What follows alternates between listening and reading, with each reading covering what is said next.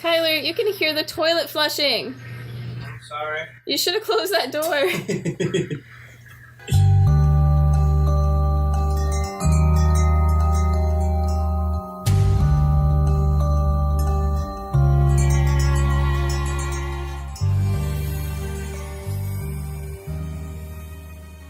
I'm Sky. I'm Caity. And I'm John. And this is Histories, Mysteries, and Conspiracies.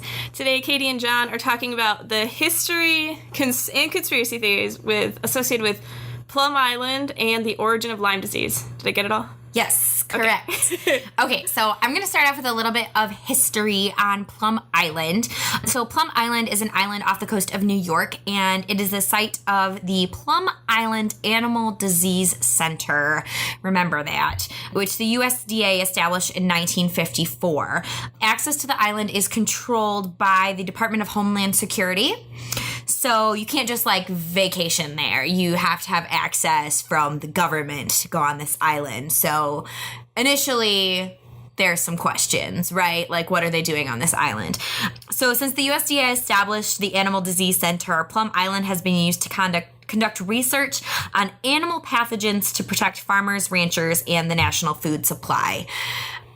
Yeah, so they're doing something there. I mean, it makes sense why it'd be on an island then, because if you need to quarantine it, right, you're on an island. Right. There's water in your way. Yeah. So I got that from Wikipedia, and then I went to National Geographic, and I was like, okay, what's going on with this? So how does this relate to Lyme disease? According to Nat Geo, there's some controversy as to the development of Lyme disease. Some believe the origin dates back to 5,300 years ago, where they found an Iceman named Ötzi on the Austrian-Italy border, and they say he had Lyme. I don't know. He was frozen. But they also say that it could have developed in Germany in the 1800s or France in the 1920s. But many think that it came to the U.S. during the Great Depression. And I actually want to read a quote from National Geographic. In the summer of 1975, 39 children living relatively close to one another in Lyme, Connecticut, were recognized as sharing common symptoms consistent with juvenile rheumatoid arthritis. Polly Murray, whose 11-year-old son Todd was one of those affected, alerted the state health department after the local orthopedic doctor was stumped. He had a different answer for everybody, said Todd, who at the date of this article was 49. So for those who don't know what Lyme disease is, it's also known as borreliosis. We get 200,000 cases in the U.S. every year. Generally, it's transmitted by ticks. There's new I was just going to say, I think it's ticks. Yeah. It's like the bullseye. Yeah, you get the bullseye rash. Yeah. So, yeah. Yeah, you get the rash, and then you get flu-like symptoms, and then you get joint pain and weakness. And, if you don't catch it in time, it can affect, your bones. We know somebody whose bones are really brittle because he has Lyme. Is it, maybe you'll answer this in a second, but is it deadly? Can it?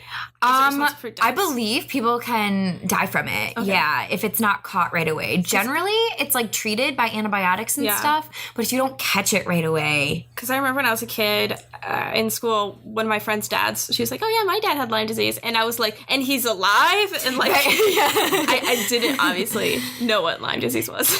Right. Kid. Yeah. No. So you can get it, and if you catch it soon enough, you can live from it. So Matthew got bit by a tick and had the ring, but he doesn't have any joint pain. But we know someone who didn't catch it soon enough and has shattered bones because of it. Milo. So he's like, come on, Mom. Also, there is new evidence that it can be transmitted sexually now. So from person to person instead of by ticks. That's interesting. I didn't know that. Yeah, I didn't know that either until I was looking up stuff for this. So, yeah.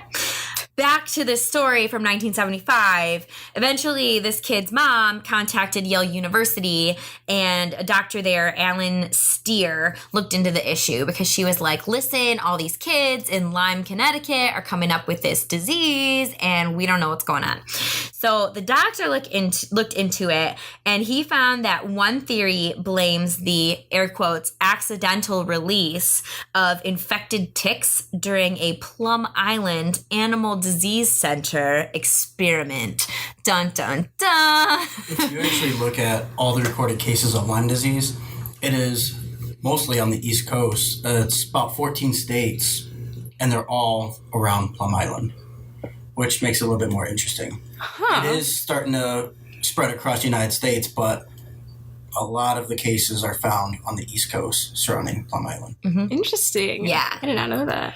So, a little further on the facility itself, Nat Geo claims that its official purpose, not Nat Geo's official purpose, but like the facility's official purpose, is to research defense mechanisms regarding agricultural bioterrorism. Okay. So, bioterrorism, according to the CDC, because I was like, what is that? I mean, I have a general idea, but like when they in try to layman's terms. It's like, I'm gonna guess. Okay. I could be wrong. All right. What I think of when I hear bioterrorism is just like trying to get people sick. Like instead of like going to war with somebody with guns, you make them sick and make them die from diseases. Yes, exactly. Okay. Basically that. So the official definition, according to the CDC, is that it's the intentional release of viruses, bacteria, or germs that can sicken or kill people, livestock, or crops. So it can it's a way of wiping out an entire community or state or country without shooting anybody,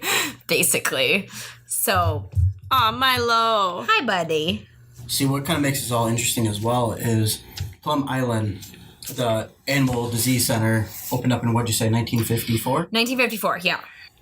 There is a doctor, Nazi doctor, called Dr. Traub, and he actually went to school, I want to say in 1952, there at University of Rockefeller, and he actually studied diseases, and he actually dropped biological stuff over Russia to try to weaken them during the war. So was he involved in World War II? I believe he was. From what I was looking up earlier, he was involved, and he was in contact with the director of the disease center there on Plum Island, and I believe he ended up running it in the 50s or 60s.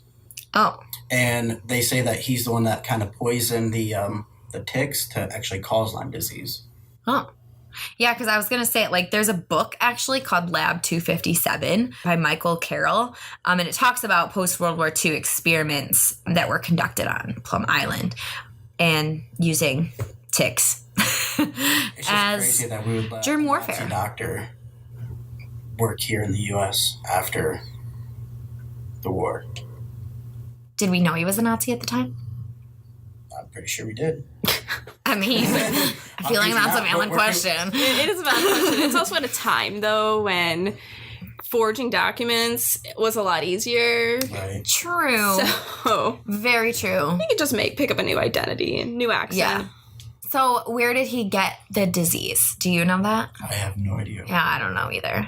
So somehow He created it. somehow he infected these ticks. Yeah. And they got released from Plum Island. So, moral of the story, Plum Island is not totally quarantined. I was wondering that. I was like, they're like, ticks got released. I'm like, can ticks swim? I don't know a lot about There it. are some Actually, I think they stories. can. Well, there you go. There's Yeah. stories of fishermen fishing right off of right there in New York and catching some funky looking things that they've never seen before. I asked Katie about was it Montauk Monster? Mm-hmm. I was like, so is this the Montauk Monster? And she's like, no. I was like, oh, I kind of thought it was. I've never even heard of the Montauk Monster. You've never heard of the Montauk Monster? John, do you know about the Montauk Monster? I've heard of it, but I don't know much about it. Milo, unnecessary. Here, it's a animal they found on a beach off of Montauk, New York. Oh. Montauk Monster. Yeah, and they didn't, I guess they didn't know what it was for a long time. But yeah, it was this thing. Oh, I think when I was researching Plum Island quite a few months ago, I think they did kind of associate that. I with think they Plum figured Island. out it was like a dog. I was going to say Yeah. that looks like a hippo/rhino. But I feel like a lot Yeah. of people I think they think it would was a associate dog. something weird like that to Plum Island. Yeah. It's so mysterious. Yeah. Obviously, the government says they have nothing to do with it.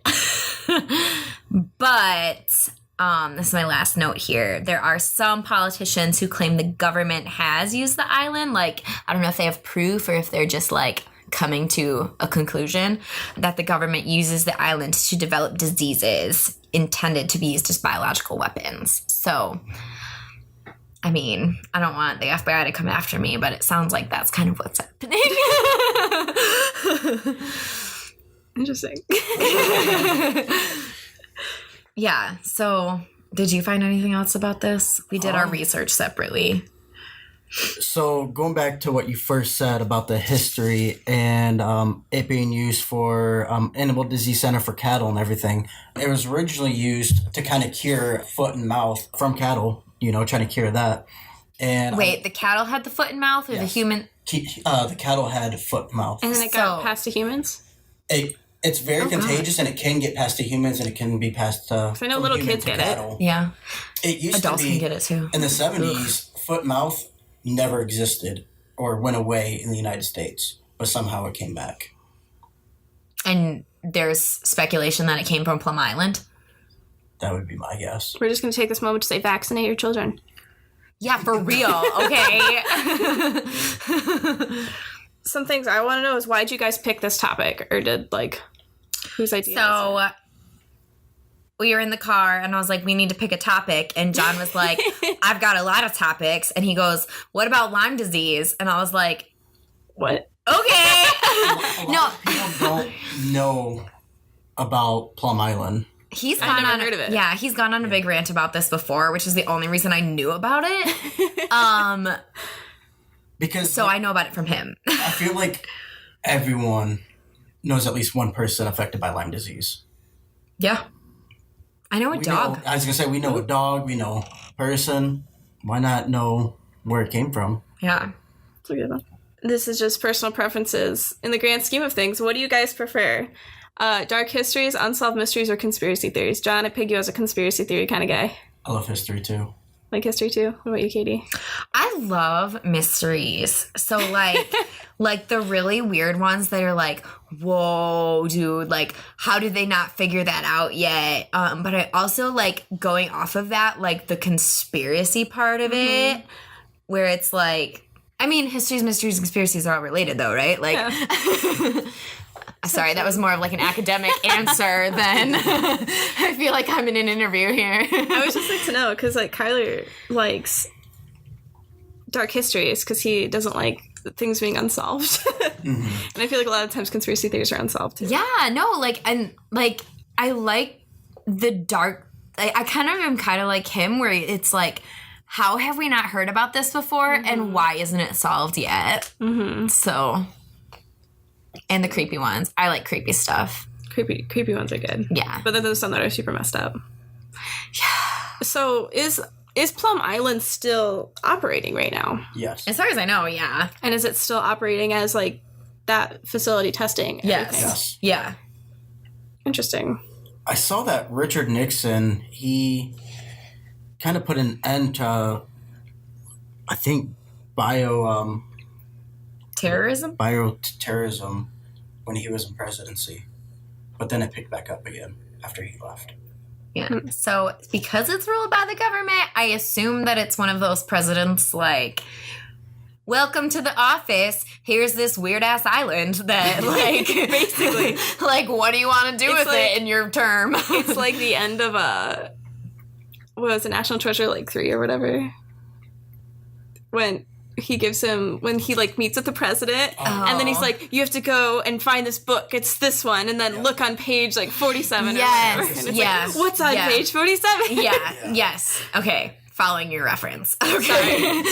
Really obscure National Treasure episodes. But yeah, so personally, I am kind of wondering if this is related to Ebola. Because it was huge, huge, huge, and then it disappeared, right? And so I know John and I talked about that a little bit too. Was it a distraction from something?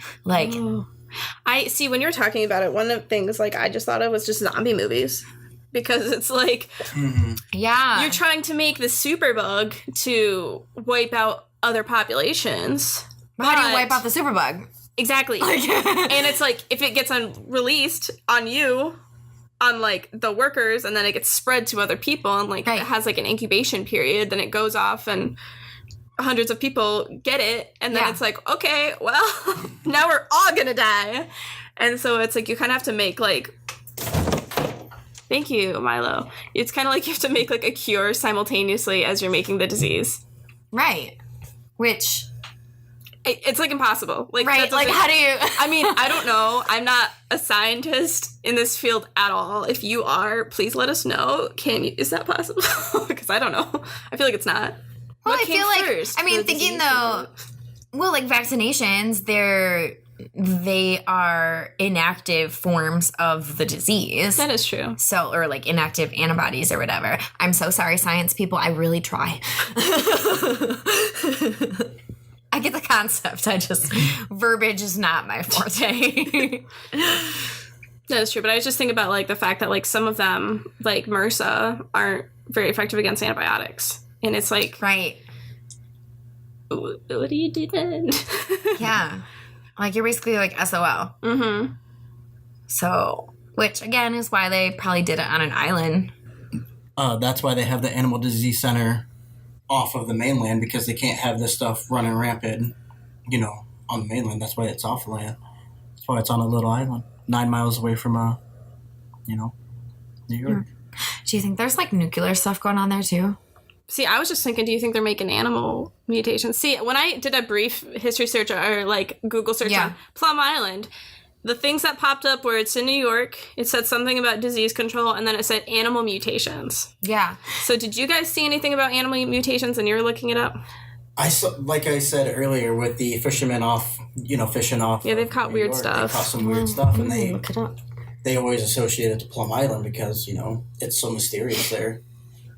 If I see something weird in New York, I'd think Plum Island too. There has to be a lot more going on there than what we know. But like also I'm kind of impressed that like we know so much about it. Right. Because like I feel like with a lot of other like government run things and like conspiracies, you don't know a lot about it. So I just looked up the Montauk Monster Wikipedia page, and it says that it might be an experiment from Plum Island. So That's what I saw. it comes full circle. That's funny. When they saw it, we were looking for a place to sit when we saw some people looking at something. We didn't know what it was. We joked that maybe it was something from Plum Island. Oh, this is someone who found like a monkey or a chimp off of New York, and they were like, Wow. Plum Island? Question mark. Honestly, they do a lot of experiments on ships and monkeys. Mm-hmm. Someone gets Yeah, a chip. because they're humanoid-ish. Humanoidish, yes. That's the scientific term for it. I majored in anthropology. Oh, here's a website called Skeptoid. Sure, it's quite reliable. I think that was the one I clicked on. really? Yeah, popular urban legends tell us of carcasses of freakish unknown beasts washing ashore on nearby beaches, and the armed guards pacing the secure facility seem to confirm just about any nefarious rumor you might hear about Plum Island. Those are terrible guards. It intrigues. Like, What? maybe they need to get They don't have top secret Unless they're being sarcastic and people are like, oh, nope, that was drag. They're like, yeah, sure. and it says that Plum Island intrigues monster hunters, conspiracy theorists, and the merely curious. That's us. Dun Monster hunters. That's what's right. dun dun. Na na na. Yeah, and then it brings up the Montauk Monster. I had never heard of the Montauk Monster. I'm so surprised. Actually, I don't know. I was a weird kid, so I was very sheltered. see, as we learned from a previous episode, I love Snopes.com. So Okay. I listened to that, and I don't know what Snopes.com God, Katie. Okay, we're gonna go to Snopes.com. Snopes.com now is like so much better than it was I mean, obviously, because when I was obsessed with it was 11 years ago. But it's basically a fact checker for any, like, myth, conspiracy theory, anything you have. It has it there. Or, like, urban legends, too. Like, it'll actually, like, kind of talk about, like, the history behind some urban legends, if it's real or not, stuff like that. So that was, like, what it was. It was like urban legends, stuff like that. But now it actually does look at, like, everything. So, like, if there's stuff in the news now that has, like, with the Facebook, it's really big because there's a lot of stuff that floats around Facebook that's fake. Yeah. Like, fake news, but, like, for real. And so they actually, like, will update an article every day. Like, is this real? Is this picture Photoshop? Did this actually happen? And so... Oh, they're, like, fact-checking for us. Yep. They're really the real MVP. They are. For real. Also, Plum Island, there used to be some military forts there. Fort Terry. Yeah, that one. George Washington thought that it was strategic. I don't know why. It's this tiny-ass island off the coast of New York, but whatever. Island. Well, like, Poveglia Island. That's what it was, too. It was, before it became a quarantine island, it was, like, a fort. They had a fort there, and it was just... There's forts. It was like a passing point. So, like, when ships came, they had to stop at the island first. Check out, and then they could move forward. Kind of like Ellis Island, but... Gotcha. More military. Yeah. Put it in the most awkward places. Yeah. They're like, well, what's a good island? This guy right here looks big enough to put a fort on. It says that they're also working to, like, get rid of diseases, though, too. Which I guess makes sense. So if you're, like, testing things... Are these, like, where all of the animal test facilities are located? Oh, my God. Probably. I mean, since they found a monkey, I would... Oh, my Montauk God. Monster. And the Montauk Monster, whatever that was. Imagine how many rats are on that island. Ooh. They always test on rats. Huh. Anyway, yeah, it says they're trying to, like, get rid of diseases, too. But... So there's a lot of stuff going on at Plum Island. And I'm sure we don't even know half of it. probably not. That was a quick just Google search. That was cool. I've never heard of it before. Yeah. The more you know. Okay, so for all of you listeners, you can follow on Instagram at HMCT Podcast, on Twitter at Podcast HMCT, or you can email at hmctpodcast@gmail.com. And there's also a website with show notes, bonus content, all that good stuff, which is historiesmysteriesconspiracies.com. We're going to post pictures of Plum Island on there, so if you want to give a little look, and also of the Montauk Monster, because it's relevant. So I was going to say, take a look at Montauk Monster. So be your weird self. Goodbye. Bye.